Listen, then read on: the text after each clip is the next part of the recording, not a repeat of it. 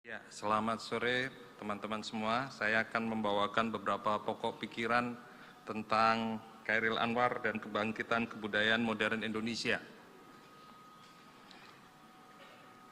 Hari ini kita berkumpul bukan hanya untuk mengenang seorang penyair, tetapi juga untuk merayakan sebuah tonggak kebudayaan. Chairil Anwar, tokoh besar dalam kesusastraan Indonesia modern, yang telah menyalakan bara semangat zaman dan membuktikan bahwa Indonesia bukan hanya alat komunikasi, melainkan medium ekspresi intelektual dan artistik yang sangat berdaya. Chairil Anwar adalah sosok yang melampaui sekedar gelar penyair. Ia adalah representasi dari sebuah generasi intelektual dan kultural yang gelisah, bergolak, dan berani bermimpi tentang Indonesia yang merdeka, tidak hanya secara politik, tetapi juga secara kebudayaan. Ia tampil di masa peralihan ketika Indonesia tengah mencari bentuk, baik dalam tatanan sosial maupun dalam identitas kultural. Dalam konteks itulah, Chairil menjadi pelopor generasi 1945, generasi yang menggabungkan semangat revolusi fisik dengan revolusi pemikiran dan ekspresi artistik. Sebagai penyair, Chairil adalah pionir. Ia melepaskan diri dari gaya penulisan yang masih terpaut pada tradisi sastra lama dan menghadirkan bentuk puisi yang baru, yang lebih personal, lebih berani, dan lebih kontemporer. Gaya bahasanya lugas, diksinya padat, tetapi penuh makna, menjadikan Chairil pelopor dalam memperkenalkan bentuk ekspresi sastra modern dalam bahasa Indonesia. Puisi bagi Chairil bukan sekedar rangkaian kata indah, tetapi pergulatan eksistensial dengan diri sendiri, dengan masyarakat, bahkan dengan kematian. Namun Chairil bukan hanya penyair. Ia juga seorang budayawan dalam arti yang paling dalam. Ia menyerap dan merespon pengaruh global dari sastra Belanda, Jerman, hingga Anglo-Amerika, lalu mengolahnya menjadi ekspresi lokal yang membumi dalam konteks Indonesia. Ia adalah jembatan antara dunia dan tanah air, antara modernitas dan keindonesiaan. Pemikirannya tentang kebebasan, individualitas, dan kemanusiaan yang terpancar dalam puisi-puisinya mencerminkan posisi strategisnya sebagai agen perubahan budaya.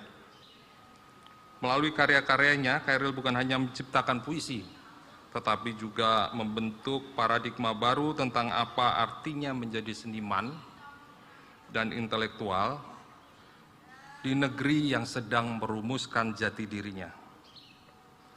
Ia menantang status quo, menggugat kemapanan, dan dengan puisinya menyalakan semangat untuk berpikir bebas, merasa dalam dan mengekspresikan diri secara otentik. Salah satu kontribusi paling revolusioner dari Chairil Anwar adalah bagaimana ia memperlakukan dan mengembangkan bahasa Indonesia. Dalam sejarah bahasa kita, Chairil berdiri sebagai pelopor yang bukan hanya menggunakan bahasa Indonesia sebagai alat ekspresi, tetapi juga sebagai ruang penciptaan dan eksplorasi yang dinamis. Sebelum Chairil, bahasa Indonesia dalam dunia sastra cenderung mengikuti pola-pola klasik, baku, dan terikat pada gaya yang masih erat dengan gaya pengaruh sastra Melayu lama. Chairil datang dengan pendekatan yang sepenuhnya baru. Ia mengobrak-abrik kaidah lama, memadukan kebebasan artistik dengan keberanian linguistik, dan menciptakan gaya yang sepenuhnya orisinal. Chairil Anwar memperkaya bahasa Indonesia bukan dengan menambahkan kata-kata secara semena-mena, tetapi dengan menempatkan kata-kata pada posisi dan konteks baru yang belum pernah digunakan sebelumnya. Ia menghidupkan kata-kata yang mungkin selama ini jarang dipakai, menggabungkan kata-kata sehari-hari dengan idiom yang asing, dan membentuk metafora-metafora yang memukau. Dalam puisinya, kita melihat kata-kata yang sederhana berubah menjadi penuh daya pukau karena diletakkan dalam struktur dan irama yang baru. Khairil membuka kemungkinan-kemungkinan baru dalam penggunaan bahasa, menjadikan bahasa Indonesia sanggup mengekspresikan perasaan personal, pengalaman eksistensial, hingga gagasan filosofis yang estetis dan kompleks. Ia juga banyak menyerap dan memadukan pengaruh bahasa asing, terutama Belanda, Inggris, dan Jerman, baik dalam bentuk pemikiran maupun gaya ungkap. Namun yang paling menarik, pengaruh itu tidak membuat karyanya menjadi asing. Ia berhasil mengindonesiakan pengaruh-pengaruh luar itu, menjadikannya bagian tak terpisahkan dari gaya Indonesia modern. Misalnya, pengaruh ekspresionisme Jerman dan eksistensialisme Perancis kita temui dalam suasana puisinya, tetapi selalu dengan rasa dan suara yang sangat Indonesia. Dengan cara ini, Khairil bukan hanya berperan sebagai penyair, tetapi juga sebagai arsitek bahasa yang mengukir, menata ulang, dan memperluas kemampuan bahasa Indonesia untuk menampung ekspresi intelektual dan emosional manusia modern. Khairil berhasil membuktikan bahwa bahasa Indonesia tidak hanya layak untuk pidato-pidato formal dan dokumen administrasi, tetapi juga mumpuni dalam menyampaikan nuansa keindahan, kegetiran, dan kegelisahan zaman. Revolusi bahasa yang dimulai oleh Khairil adalah revolusi diam, tetapi mendalam. Ia tidak membuat manifesto dan aturan-aturan baru. Ia menulis, dan dari tulisannya lahirlah kesadaran baru tentang potensi bahasa Indonesia. Hingga kini pengaruh, gaya, dan keberaniannya masih menjadi rujukan dan inspirasi bagi banyak penulis dan seniman seperti yang tadi kita saksikan sendiri. Dan karena itu, bila kita hari ini bicara tentang bahasa Indonesia yang mampu bersaing secara global, kita harus mengakui bahwa Khairil Anwar adalah salah satu pendobrak pertama yang membuka jalan. Kita sering mendengar anggapan bahwa bahasa Indonesia terlalu mudah, terlalu sederhana, terlalu miskin untuk menyampaikan gagasan-gagasan besar. Tetapi Khairil berhasil membuktikan sebaliknya. Ia menunjukkan bahwa dengan keberanian estetik dan penguasaan terhadap nuansa bahasa, bahasa Indonesia bisa menjadi kendaraan yang tangguh bagi ide-ide yang besar. Khairil menyerap pengaruh dari sastra dunia seperti Rainer Maria Rilke, Hendrik Marsman, dan T.S. Eliot untuk menyebut beberapa saja, tetapi dia tidak menirunya mentah-mentah.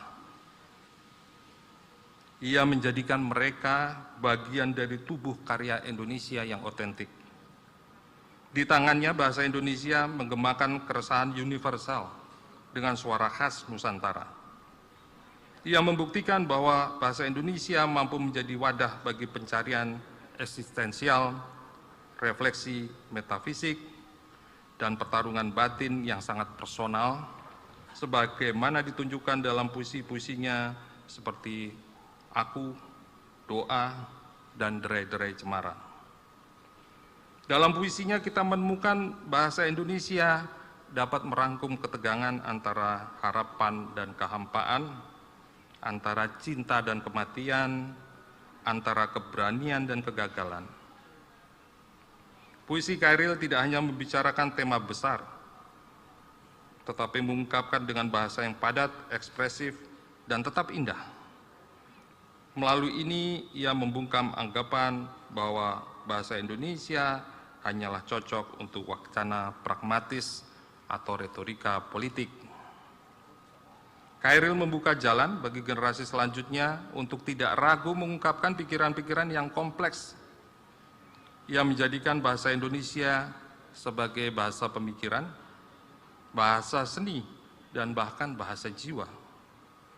Karena itu, warisan Khairil tidak hanya hidup di dalam buku-buku puisi, tetapi juga dalam cara kita hari ini berbicara tentang sastra, tentang budaya, bahkan tentang diri kita sebagai bangsa. Khairil membuka jalan bagi generasi selanjutnya untuk tidak ragu mengungkapkan pikiran-pikirannya yang kompleks dalam bahasa ibu kita. Ia menjadikan bahasa Indonesia bukan sekedar alat komunikasi sehari-hari, tetapi mengangkatnya menjadi wahana ekspresi intelektual dan emosional yang setara dengan bahasa-bahasa besar dunia.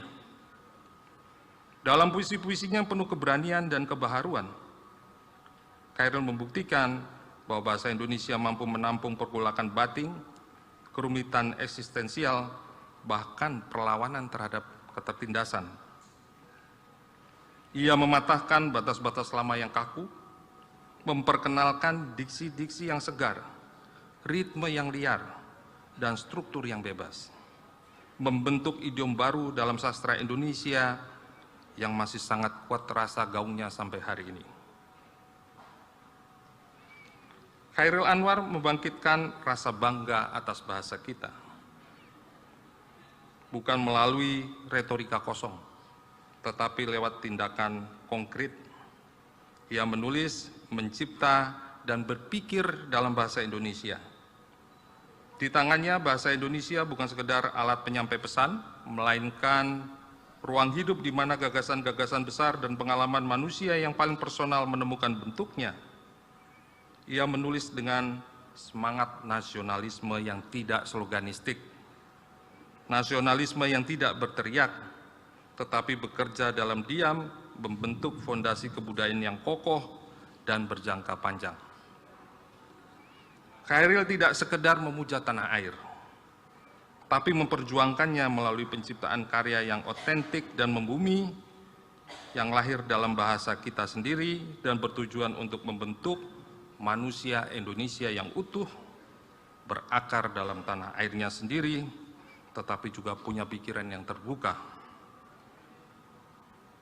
Melalui karya-karyanya, Khairil menunjukkan kepada kita bahwa mencintai Indonesia bukan hanya simbol dan seremoni, tetapi juga soal kerja kebudayaan yang serius dan berkelanjutan, terutama dalam membangun bahasa Indonesia sebagai bahasa pemikiran, bahasa seni, dan bahasa modern. Ia menolak anggapan bahwa hanya bahasa Indonesia hanya bisa digunakan untuk hal-hal yang praktis. Sebaliknya, kembali saya tekankan bahwa Khairil membuktikan bahwa bahasa Indonesia bisa lentur, tajam, dan berani.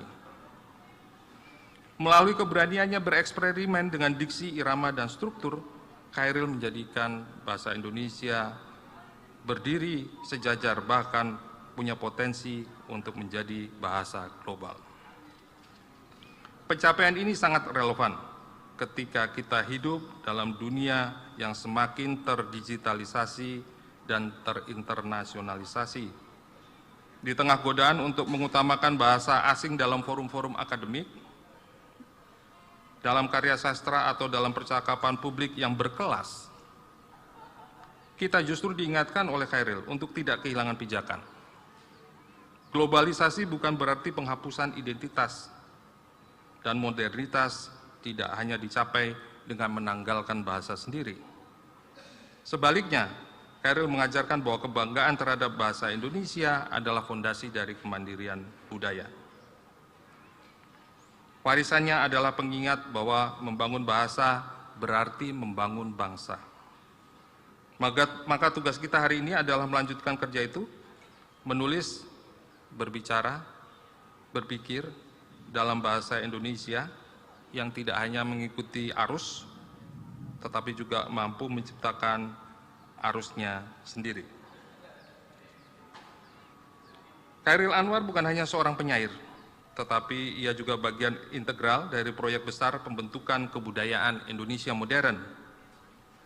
Ia hadir di tengah momen revolusioner saat bangsa ini tengah berjuang untuk menemukan jati dirinya.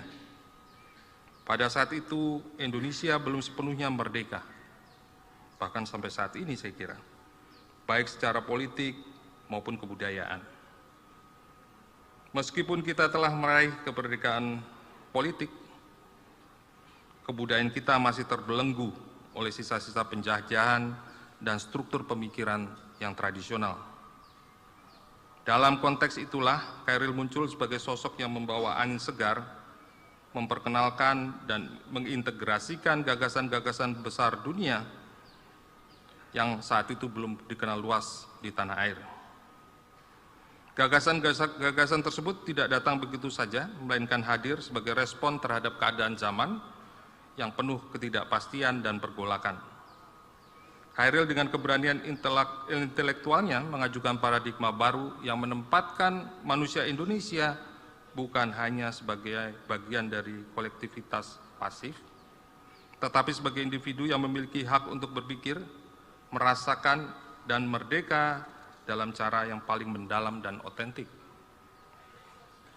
Ia tidak sekedar mengikuti arus perjuangan bangsa, tetapi mengajukan bentuk baru dari kemerdekaan yang lebih pribadi, lebih reflektif, dan lebih mencerminkan kebebasan intelektual. Pandangan ini tercermin dengan jelas dalam banyak karya Khairil yang bersifat sangat personal, kontemplatif, bahkan seringkali tragis. Karya-karyanya tidak hanya mengekspresikan perasaan dan pemikiran individu tentang kemerdekaan, tetapi juga menggambarkan pergulatan batin manusia Indonesia dalam menghadapi kenyataan hidup yang pahit, seperti kematian, kesendirian, dan pencarian jati diri.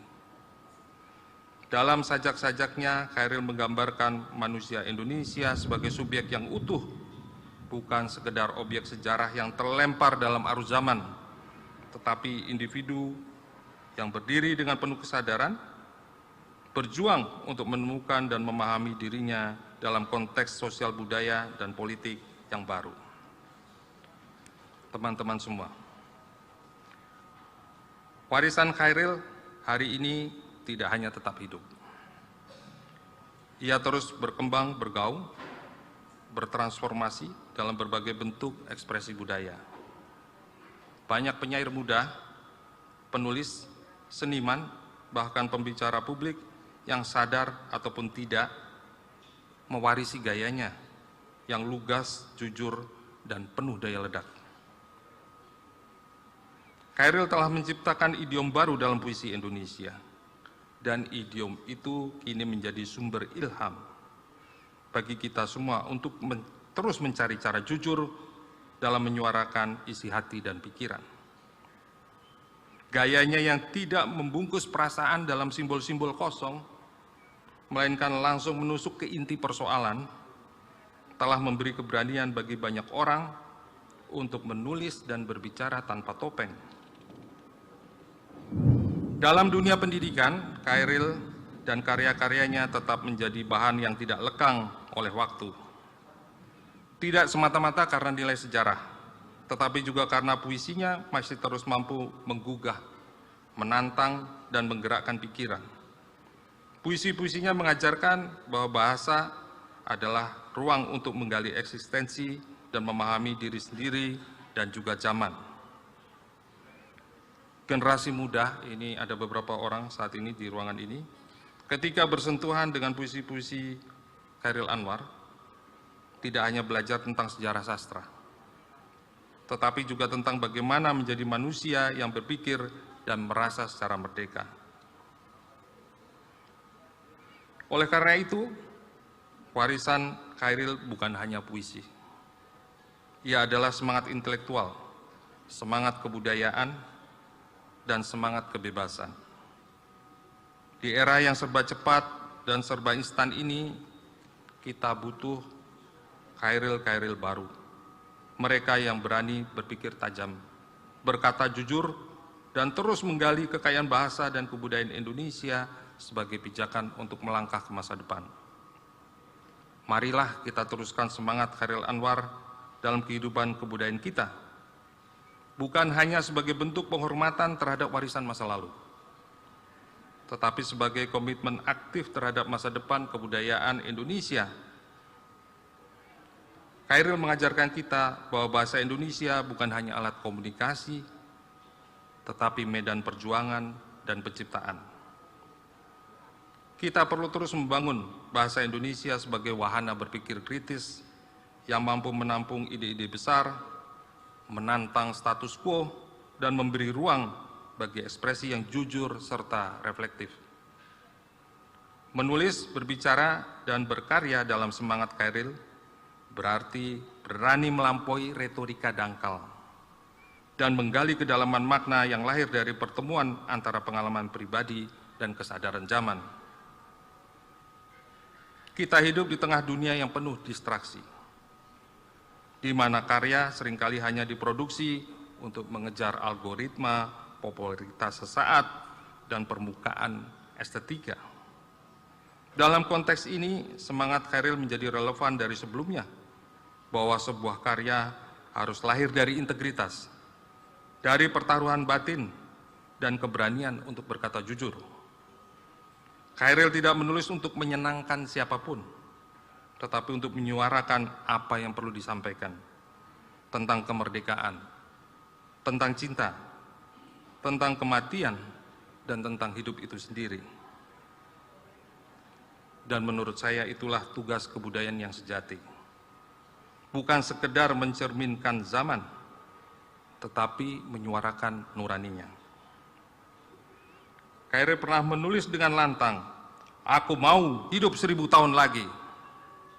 Hari ini kita tahu bahwa keinginan itu bukan sekedar retorika puitis, melainkan visi yang sedang kita saksikan menjadi nyata.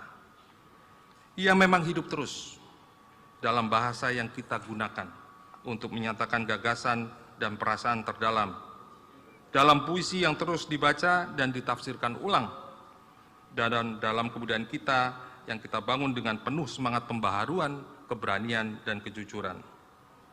Meneruskan semangat Chairil berarti meyakini bahwa kebudayaan bukan barang mati, melainkan medan hidup yang menuntut kita untuk berpikir, merasakan, dan bertindak. Dan selama semangat itu terus menyala, Chairil akan terus hadir di tengah-tengah kita, bukan hanya sebagai catatan sejarah, tetapi dalam denyut kehidupan kita hari ini dan di masa yang akan datang.